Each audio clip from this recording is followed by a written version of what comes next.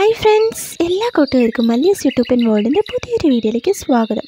ടൈറ്റിലും തംബ്നെയിലും നിങ്ങൾ ശ്രദ്ധിച്ചിട്ടുണ്ടാവും. ഈ സ്യൂഡോമോണസിൻ്റെ വീര്യം കൂട്ടാനായിട്ട് നമുക്ക് തൈര് എങ്ങനെ ഫലപ്രദമായിട്ട് യൂസ് ചെയ്യാം. അതും 1 ലിറ്റർ സ്യൂഡോമോണസ് ഉണ്ടെങ്കിൽ നമുക്ക് ഒരു ഏക്കറിന് അടുപ്പിച്ചുള്ള സ്ഥലങ്ങളിലെ തോട്ടത്തിൽ നമുക്ക് യൂസ് ചെയ്യാൻ പറ്റും. അതെങ്ങനെ ഫലപ്രദമായിട്ട് യൂസ് ചെയ്യാമെന്ന് നോക്കാം. അതുപോലെ തന്നെ സ്യൂഡോമോണസ് എങ്ങനെ അടിപൊളിയായിട്ട് മേക്ക് ചെയ്യാമെന്നത് 1-2 വീഡിയോസ് ഞാൻ മുൻപ് അപ്ലോഡ് ചെയ്തിട്ടുണ്ട്. അതിൻ്റെ ലിങ്കും കൂടി ഞാനിവിടെ ചേർക്കാം. അത് കാണാൻ ആവശ്യമുള്ളവർ അതും കൂടി കണ്ടു നോക്കുക.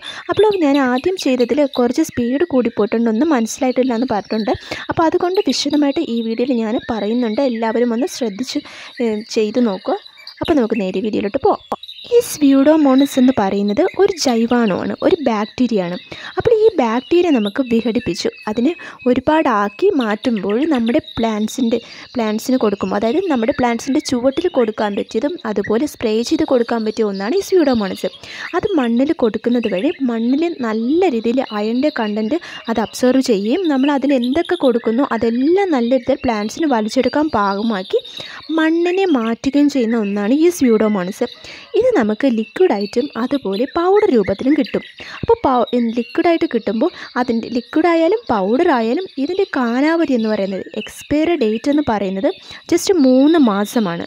ഈ 3 മാസത്തിനുള്ളിൽ തന്നെ ഇതുണ്ടല്ലോ സ്യൂഡോമോണസിൻ്റെ ആ ബാക്ടീരിയസ് നശിച്ചു പോകും. അപ്പോൾ അതിനുള്ളിൽ തന്നെ നമ്മളിത് യൂസ് ചെയ്ത് തീർക്കണം. ഇപ്പോൾ നമ്മൾ പുറത്തുനിന്ന് സ്യൂഡോമോണസ് മേടിക്കുവാണെങ്കിൽ 1 ലിറ്ററിന് 200-300 ഒക്കെ കൊടുക്കേണ്ടി വരും. അപ്പോൾ നമ്മൾ ആദ്യം ചെയ്യേണ്ടത് നമ്മൾ നല്ല ക്വാളിറ്റിയുള്ള സ്യൂഡോമോണസ് തിരഞ്ഞെടുക്കുക. എങ്കിൽ മാത്രമാണ് നമുക്ക് ആ ഒരു റിസൾട്ട് നമ്മുടെ ചെടികൾക്കായാലും പച്ചക്കറികൾക്കായാലും കിട്ടുള്ളൂ. അതുപോലെ തന്നെ മണ്ണിൻ്റെ pH എന്ന് പറയുന്നതും ഇതിൽ വളരെ ഇമ്പോർട്ടൻ്റ് ആയിട്ടുള്ളൊരു കാര്യമാണ്. നമ്മുടെ pH ശരിയായിട്ടില്ല എന്നുണ്ടെങ്കിൽ നമ്മൾ എന്ത് തന്നെ വളങ്ങൾ കൊടുത്താലും നമ്മുടെ പ്ലാന്റ്സിനോ ചെടിക്കോ ഒരു രീതിയിലും റിസൾട്ട് കിട്ടത്തില്ല. അപ്പോൾ മാക്സിമം പറ്റുന്നവർ pH ചെക്ക് ചെയ്യാൻ ശ്രമിക്കുക. പിന്നെ നമ്മൾ ചെയ്യേണ്ടത് പച്ചക്കറി തോട്ടത്തിലായാലും നമ്മുടെ ഗാർഡനിലായാലും രാസപദാർത്ഥങ്ങൾ ഉപയോഗിക്കുന്നത് പരമാവധി കുറയ്ക്കുക. ഇതുപോലെ ജൈവ രീതിയിലുള്ളത് യൂസ് ചെയ്ത് വരുമ്പോൾ മണ്ണിൻ്റെ pHും അധികം പ്രശ്നമില്ലാണ്ട് ഇരിക്കുകയും ചെയ്യും. ഇതുപോലെ അല്ലാണ്ട് കെമിക്കൽ ഫെർട്ടിലൈസർ യൂസ് ചെയ്യുമ്പോഴാണ് നമ്മുടെ മണ്ണിലെ ജൈവാണുക്കളൊക്കെ നശിച്ചു പോവുകയും നമുക്ക് ഒരു പ്രതീക്ഷിക്കുന്ന വിളവ് നമുക്ക് അതിൽ നിന്ന് കിട്ടാതെ പോവുകയും ചെയ്യുന്നത്. അപ്പോൾ ഇത് അങ്ങനത്തെ യാതൊരുവിധ പ്രശ്നവുമില്ല. ഇത് മനുഷ്യ ശരീരത്തിന് ദോഷം ചെയ്യുന്ന ബാക്ടീരിയ അല്ല. എന്നിരുന്നാലും നമ്മളിത് യൂസ് ചെയ്യുമ്പോൾ ഗ്ലൗസോ മാസ്കോ ഒക്കെ യൂസ് ചെയ്യുന്നത് നല്ലതാകും. കാരണം ചിലർക്കെങ്കിലും ഇതുകൊണ്ട് അലർജി ഉണ്ടാവാൻ ചാൻസ് ഉണ്ട്. അപ്പോൾ എക്സ്പയർ ആയത് എങ്ങനെ യൂസ് ചെയ്യാമെന്നുള്ള വീഡിയോ ഞാൻ അപ്ലോഡ് ചെയ്തിട്ടുണ്ട്. അതിൻ്റെ ലിങ്ക് ഞാൻ കൊടുത്തേക്കാം, ഒന്ന് കണ്ടു നോക്കൂ. ഞാൻ ഓൾറെഡി പറഞ്ഞു, ഈ സ്യൂഡോമോണസ് നമ്മൾ മേടിച്ചിട്ടുണ്ടെങ്കിൽ 3 മാസത്തിലുള്ള യൂസ് ചെയ്യണം. അതുപോലെ തന്നെ അത് പാക്കറ്റിൽ പൗഡർ രൂപത്തിൽ മേടിക്കുന്നതാണെങ്കിൽ ഉടനെ തന്നെ അത് നല്ലൊരു എയർ ടൈറ്റ് ആയിട്ടുള്ള കണ്ടെയ്നറിലോട്ട് മാറ്റുന്നതും വളരെ നല്ലതായിരിക്കും. ഇല്ലാന്നുണ്ടെങ്കിൽ അതും ജീവാണുക്കൾ നശിച്ചു പോകുന്നതിന് ഇടയാകും. പിന്നെ നമ്മൾ എങ്ങനെയൊക്കെ കൊടുത്താലും ആ ഒരു റിസൾട്ട് നമ്മുടെ മണ്ണിനും നമ്മുടെ പ്ലാന്റ്സിനും ഒന്നും കിട്ടത്തില്ല. ഈ സ്യൂഡോമോണസ് നമ്മുടെ മണ്ണിലോട്ട് യൂസ് ചെയ്യുന്നതിന് മുന്നായി മണ്ണ് നല്ല രീതിയിൽ ഒന്നുകിൽ നമ്മുടെ ചാരം അല്ലാന്നുണ്ടെങ്കിൽ നമ്മുടെ ഡോളോമൈറ്റ് യൂസ് ചെയ്ത് അതിനെ നന്നായിട്ട് ട്രീറ്റ് ചെയ്തിരിക്കണം. ഇനി കുറച്ചും കൂടി വ്യക്തമായിട്ട് പറയുവാണെങ്കിൽ ഈ സ്യൂഡോമോണസ് ഉണ്ടല്ലോ നമ്മുടെ ഏലം കൃഷി ചെയ്യുന്നവർക്ക് കൂടുതൽ മനസ്സിലാക്കാൻ സാധിക്കും. അതായത് ഏലം കൃഷി ചെയ്യുമ്പോൾ അതിൽ ഏറ്റവും പ്രധാനമായി വരുന്ന ഒന്നാണ് അഴുകൽ രോഗം. അപ്പോൾ ആ അഴുകുന്ന സമയത്ത് നമ്മൾ ഈ സ്യൂഡോമോണസിൻ്റെ ലായനി കുറച്ച് ഒഴിക്കുവാണെങ്കിൽ അത് നല്ല രീതിയിൽ അതിൽ പെരുകാൻ ഇടയാകും. അപ്പോൾ അത് കാരണം, അതായത് ഇത് ഒരു സൂക്ഷ്മാണുവാണ്. അപ്പോൾ ഇത് വേറെ സൂക്ഷ്മാണുവിനെ കൊല്ലത്തില്ല, പക്ഷേ അതിൻ്റെ വളർച്ചയെ നിർത്തിപ്പിക്കും. അപ്പോൾ ആ സമയത്ത് നമ്മൾ സ്യൂഡോമോണസ് കൊടുക്കുകയാണെങ്കിൽ ആ സൂക്ഷ്മാണുക്കളുടെ വളർച്ചയെ തടസ്സപ്പെടുത്തുകയും നമ്മുടെ പ്ലാന്റ്സിനെ നല്ല രീതിയിൽ വളർത്തിക്കൊണ്ടുവരാൻ ഹെൽപ്ഫുൾ ആകുകയും ചെയ്യും. ഇത് ഏതൊരു പ്ലാന്റ്സിനും ഇന്നതെന്നുണ്ട് ഏതൊരു പ്ലാന്റ്സിനും നമുക്ക് യൂസ് ചെയ്യാം. ഒരു സൈഡ് എഫക്റ്റും ഉണ്ടാവത്തില്ല. മാസത്തിൽ 1 വട്ടം ആയാലും യൂസ് ചെയ്താൽ മതിയാവും. അതിൽ യാതൊരുവിധ പ്രശ്നങ്ങളുമില്ല. അപ്പോൾ ഇന്ന് നമുക്ക് ഒരു അടിപൊളി രീതിയിൽ ഉണ്ടാക്കാൻ പറ്റും. അതിന് വേണ്ടിയുള്ള സാധനങ്ങൾ എന്താണെന്ന് നോക്കാം. അതിനായിട്ട് ഞാനിത് സ്യൂഡോമോണസിൻ്റെ പൊടിയാണ് എടുക്കുന്നത്. ഞാൻ നേരത്തെ പറഞ്ഞതുപോലെ ആ പാക്കറ്റ് പൊട്ടിച്ചു കഴിഞ്ഞാൽ ഉടനെ തന്നെ നമ്മൾ ഒരു എയർ ടൈറ്റ് ആയിട്ടുള്ള കണ്ടെയ്നറിലോട്ട് മാറ്റണം കേട്ടോ. ഞാൻ അങ്ങനെ മാറ്റിയിട്ടുണ്ട്, കുറച്ച് മാത്രമേ ഉള്ളൂ. ഇനി നമുക്ക് വേണ്ടത് കുറച്ച് തൈരാണ്. ഇത് ഫ്രിഡ്ജിൽ വെച്ചത് യൂസ് ചെയ്യരുത്, അതുപോലെ ഉപ്പിട്ടതും യൂസ് ചെയ്യാൻ പാടില്ല. നല്ല പുളിപ്പ് വേണ്ട, ഒരു മീഡിയം ലെവലിൽ പുളിപ്പ് മതി കേട്ടോ. അപ്പോൾ ഇത് രണ്ടും എടുക്കാം. പിന്നെ ഇത് അളവിന് വേണ്ടിയിട്ട് ഇതുപോലെ ചെറിയൊരു സ്പൂണും കൂടി എടുക്കാം.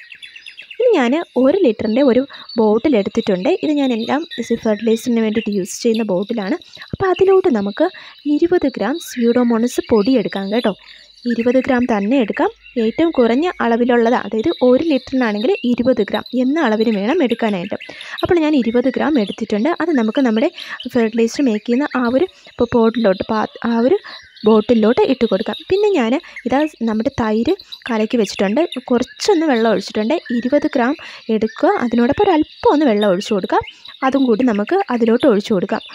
1 ലിറ്റർ വെള്ളത്തിന് നമ്മൾ 20 ഗ്രാം സ്യൂഡോമോണസും 20 ഗ്രാം തൈരും എന്ന നിലയ്ക്ക് വേണം എടുക്കാനായിട്ട്. ഇനി നമുക്കിതിലോട്ട് വെള്ളം ഒഴിച്ചു കൊടുക്കാം. 1 ലിറ്റർ തന്നെ ഒഴിച്ചു കൊടുക്കണം.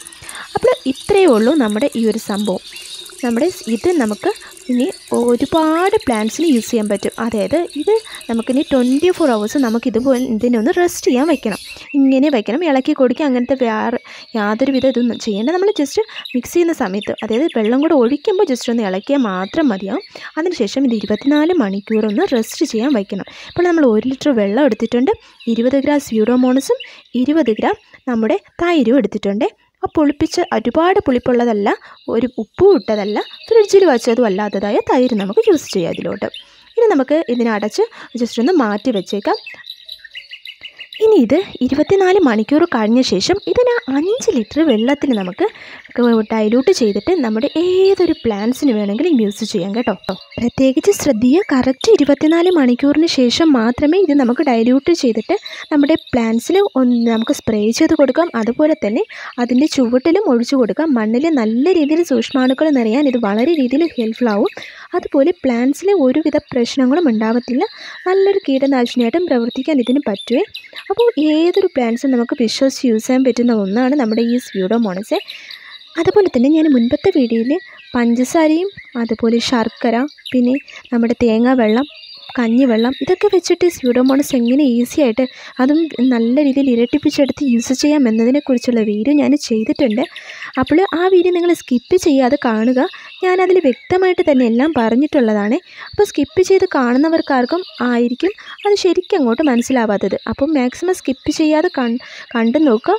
അപ്പോൾ ഇതുപോലെ കുറച്ച് അളവ് സ്യൂഡോമോണസ് ആണ് ഉള്ളതെങ്കിലും നമുക്കതിനെ അതിൻ്റെ 10 മടങ്ങ് മാറ്റിയെടുത്ത് നമ്മുടെ ഏതൊരു പ്ലാന്റ്സിനും നമ്മുടെ നല്ലൊരു കൃഷിത്തോട്ടത്തിൽ നന്നായിട്ട് യൂസ് ചെയ്യാൻ പറ്റുമേ.